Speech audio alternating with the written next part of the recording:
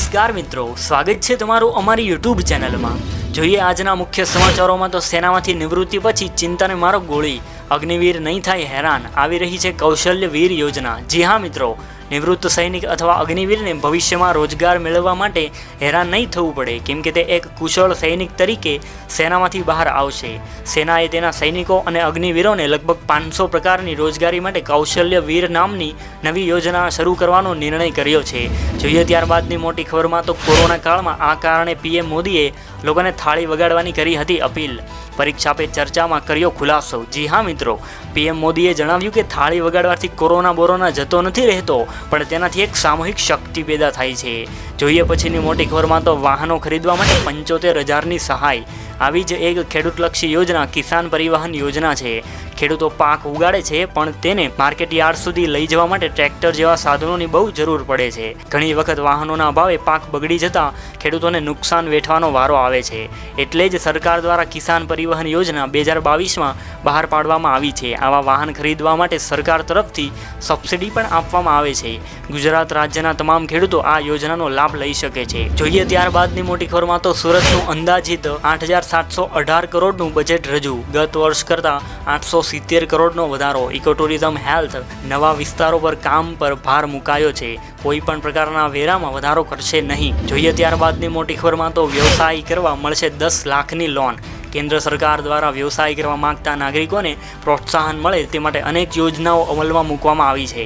પોતાનો વ્યવસાય શરૂ કરવા માંગતા નાગરિકોને બેંકમાંથી લોન લેવી પડે છે, જેની પ્રક્રિયા બહુ જટિલ હોય છે। આ પ્રક્રિયામાં અનેક દસ્તાવેજો પુરાવા તરીકે આપવા પડે છે અને બેંકને ગેરંટી પણ આપવી પડે છે, જે સામાન્ય વર્ગ માટે બહુ મુશ્કેલ બની જાય છે। જેને લઈને કેન્દ્ર સરકારે વેપારને પ્રોત્સાહન આપવા માટે પ્રધાનમંત્રી મુદ્રા યોજનાની શરૂઆત કરી છે। આ યોજના અંતર્ગત લાભાર્થીઓને કોઈ પણ પ્રકારની ગેરંટી વગર લોન મળી શકે છે।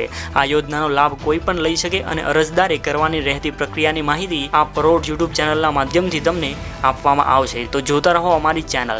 જોઈએ ત્યારબાદની મોટી ખબરમાં તો કરોડો લોકો માટે ખુશ ખબર, હેલ્થ ઇન્સ્યોરન્સ પોલિસી ખરીદનારાઓ માટે આજે મોટો નિર્ણય લેવામાં આવ્યો છે।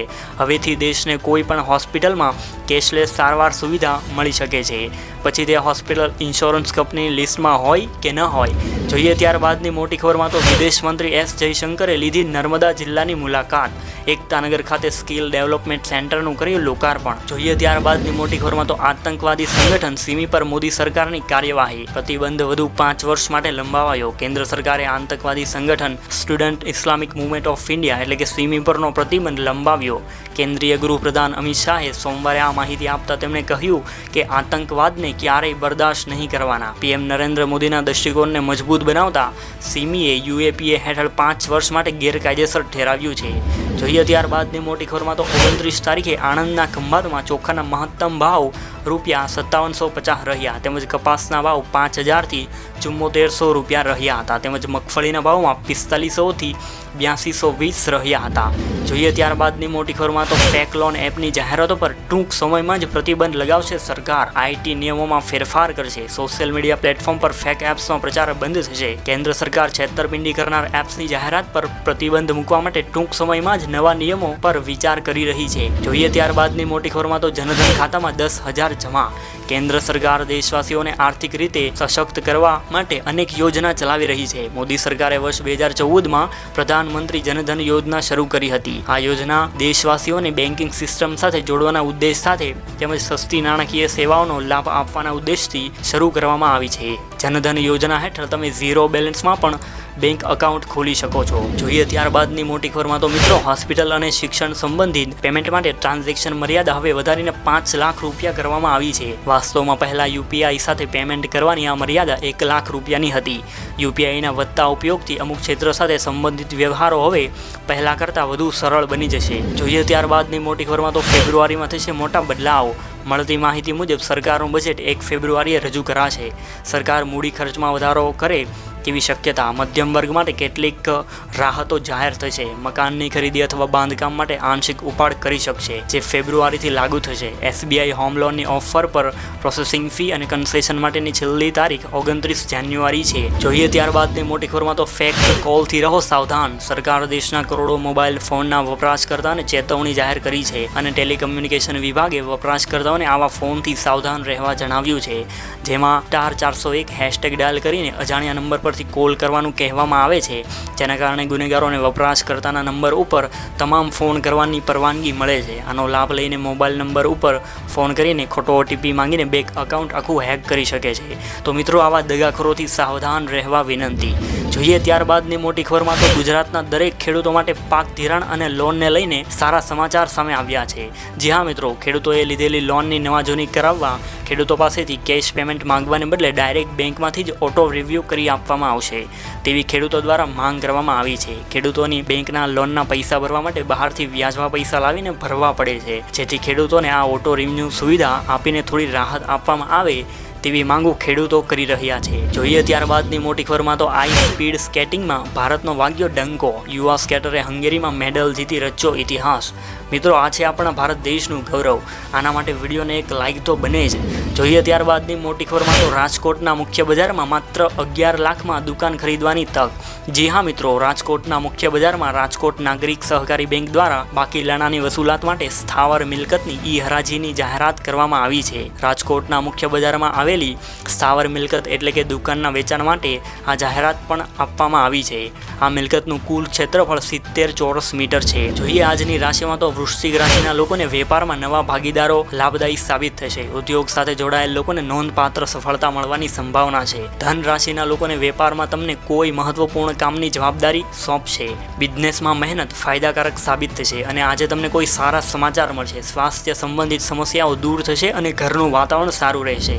જોઈએ ત્યારબાદની મોટી ખબરમાં તો સરકારી ભરતીના ઉમેદવારો માટે આવ્યા છે સારા સમાચાર. જી હા મિત્રો, જુનિયર ક્લાર્કની વધુ 898 જગ્યાઓ પર ભરતી થશે અને એપ્રિલ મહિનામાં લેવાશે પરીક્ષા. જોઈએ ત્યારબાદની મોટી ખબરમાં તો શું મિત્રો તમે ક્યારેય એવું વિચાર્યું છે કે વિચારના સૌથી મોટા હિન્દુ મંદિરોમાં અયોધ્યા રામ મંદિરનો નંબર કયો છે? ચલો આજે તમને જણાવીએ કે દુનિયાના 6 સૌથી મોટા મંદિરો કયા છે. વિશ્વનું સૌથી મોટું હિન્દુ મંદિર અંગકોર વાટનું મંદિર સૌથી પ્રથમ ક્રમે આવે છે. આ મંદિર કંબોડિયા દેશમાં છે અને અત્યાર સુધીમાં વિશ્વનું સૌથી મોટું હિન્દુ મંદિર 500 એકરમાં ફેલાયેલું છે. બીજા નંબર પર શ્રી રંગનાથ સ્વામીનું મંદિર છે કે જે તમિલનાડુમાં આવેલું છે અને ત્રીજા નંબરે દિલ્હીમાં સ્થિત અક્ષરધામ મંદિર છે.